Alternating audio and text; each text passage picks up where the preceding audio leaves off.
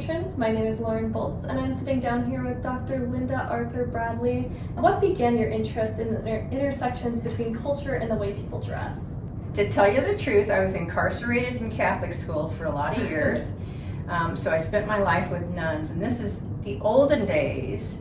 So if you've seen Whoopi Goldberg and Sister Act, seen that? Mm-hmm. Where the nuns wear the complete outfit to the floor and all. Those are the ladies I spent my life with. And I thought, and this was in Maryland where it was really hot and sweaty, and I'd sit there staring at these women saying, why do they allow themselves to be made so uncomfortable by these outfits? And so during the day I'm with the nuns, and in the after school hours I'm playing after school with the Amish kids nearby. So I was in a rural area where there's all these Amish, and same issue. How is it that culture dictates what they wear? And why do they not bend any of the rules? As an academic, my early research was primarily on Amish and Mennonites and their use of clothes to express their values, their identity.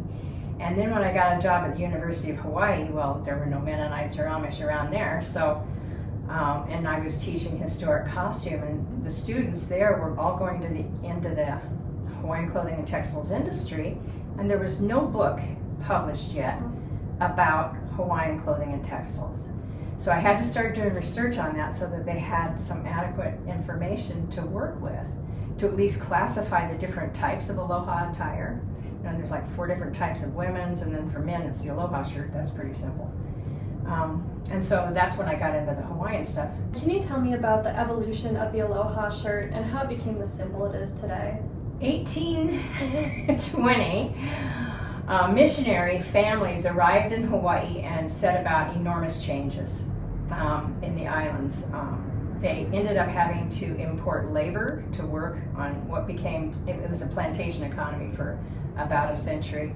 They had to import labor, and the labor was primarily from Asia. So they brought in all kinds of folks from different countries in Asia. It was a plantation economy into the 30s. People, virtually everybody worked on the plantations or were descendants of the missionaries and maybe owned a few businesses. But there was no fashion industry. People who could afford to buy fabric and have something made would go to Chinese tailors and have the tailors make whatever it is they wanted. They had some private schools that the descendants of the missionaries went to. It was primarily people related, generations back to the missionaries. And one was called Punahou School, and that's the school that Obama went to. So in the 30s, a couple of the guys from Punahou went to a tailor and said, we want matching shirts, and we want, and for a party, some kind of event, and they need to be really bright. So what they had that was in the islands then, a lot of the fabric that came into the islands in the 20s and 30s was either Chinese or Japanese, and they picked these Japanese prints that were completely intended for little girls' kimono. So you have boys wearing prints intended for girls, which was no problem in Hawaii, gender's kind of fluid there. And so that was the beginning of the thought of the aloha shirt. Ellery Chun was the guy who in 1936 trademarked the term aloha shirt. And his sister started doing prints on plain cotton. She would make stamps like you probably did in kindergarten with a potato where you carved right. something.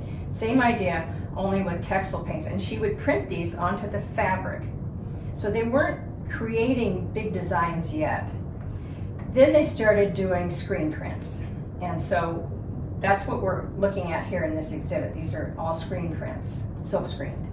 And the work was done by artists who would create a design, sell it to what's called to a textile company, who would then take that design and make it into fabric, and then take the fabric and sell it to the producers or the manufacturers, and eventually you would get aloha shirts. If we go into the late 40s and 50s, where you have the beginning of mass production of aloha attire, generally the seamstresses were Japanese. The designers were often Japanese and Chinese. The haoles, the white folks, haole is a term in Hawaii that originally meant foreigners and has come to mean anybody who's white. So it was people of European extraction. Typically were in the higher levels of production, or managers and that sort of thing.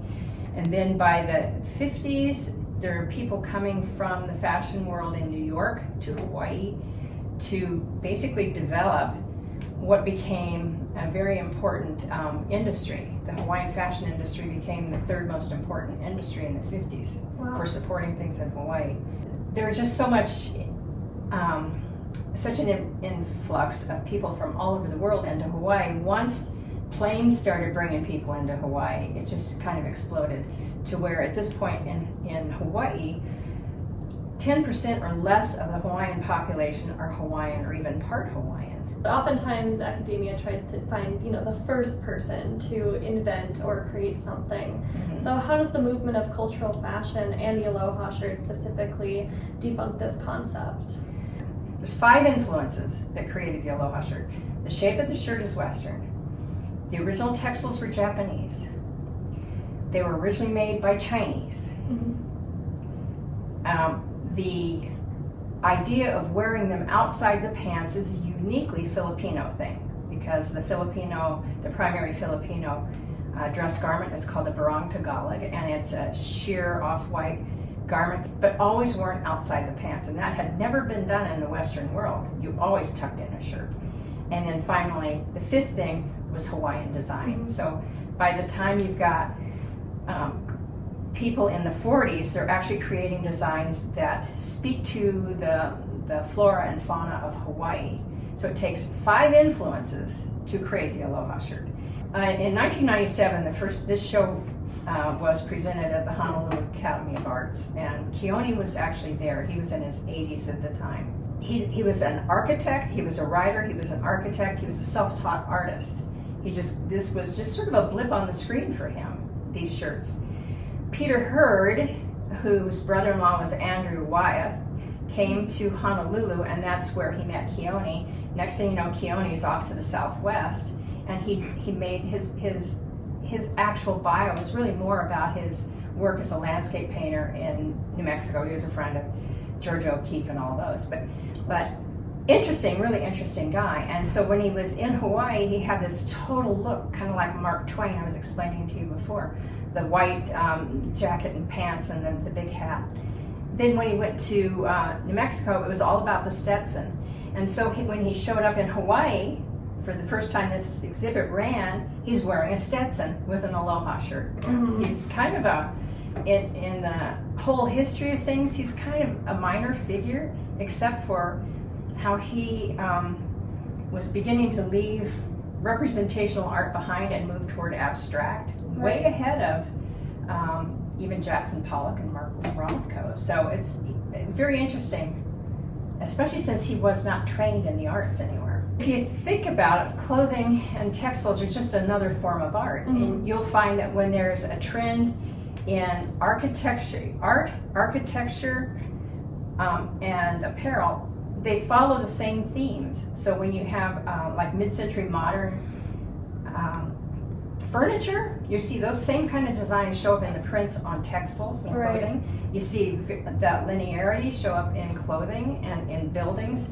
So it's just, first of all, there is a trend within the culture itself, and then the various forms of material culture being how culture expresses itself with real tangible things.